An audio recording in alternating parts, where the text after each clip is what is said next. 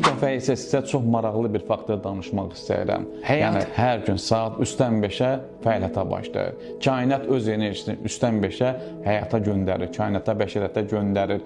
Biz onu hiss etmək üçün 3-dən 5-ə 5-7 dəqiqəlik yuxudan qalxıb, üzümüzü enerji mənbəyimiz olan qibləyə tərəf çevirib, sinəmizə 3-5 dəfə döyəcləməklə dərindən nəfəs alıb özümüzü meditasiya etməliyik. Bu birinci qanundur. O zaman ağciyərin 2 meridianı var.